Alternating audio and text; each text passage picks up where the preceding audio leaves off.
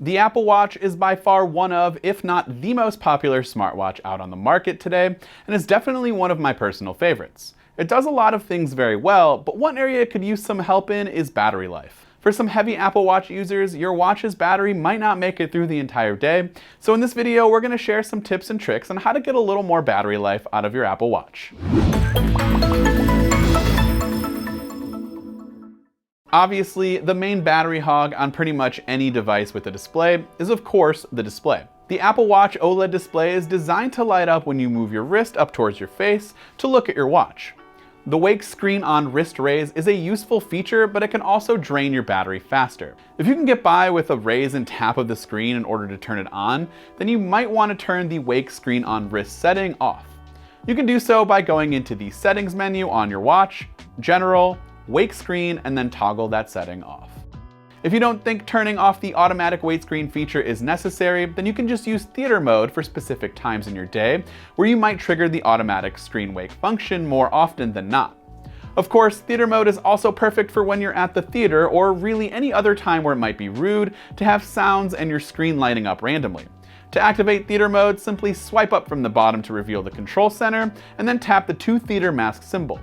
Theater mode will silence notifications and keep your screen off unless you tap the screen or press any of the buttons. Pro tip, if you want to see the time or notifications but are actually in a movie, for example, you can slowly turn the digital crown, and this will gradually increase the brightness of your display so you don't disturb the others around you. One final thing you can do with the display is just adjust the screen brightness altogether. If you can get away with the lowest brightness setting on your Apple Watch, then you should definitely do that to see better battery life results. To do this, simply select Settings on your Apple Watch, tap Brightness and Text Size, and then go ahead and change the brightness to your desired preference. If you have a lot of complications on your watch face, aka the quick little app shortcuts that are scattered throughout some watch faces, you might not realize it, but these complications can quickly drain your battery because many of them require frequent refreshing in the background in order to display up-to-date information constantly. So if you have complications on your watch but find yourself rarely tapping them, you should just turn them off altogether. You can do so by 3D touching the watch face and selecting Customize. Swipe over to the page that highlights these complications and then use the digital crown to scroll through your options until you see the empty box, which will remove a complication from that area. It also might not hurt to remove any watch faces that you don't currently use in order to further reduce any background activity. To remove watch faces, simply 3D press on the watch face, locate the one you'd like to remove, and then swipe up and tap Remove. Applications can also draw a lot of power, and aside from removing the ones that you don't use all too often, it might be worth going through and controlling which ones refresh in the background. To manage this on an individual basis, go ahead and open the Watch app on your iPhone and select General, Background App Refresh, and toggle the sliders for each installed app that you'd like to limit running in the background. While you have your phone out, it might also be worth limiting which apps can send notifications to your watch. Let's be honest, not all notifications that go to your phone need to actually light up your watch and waste all of that battery.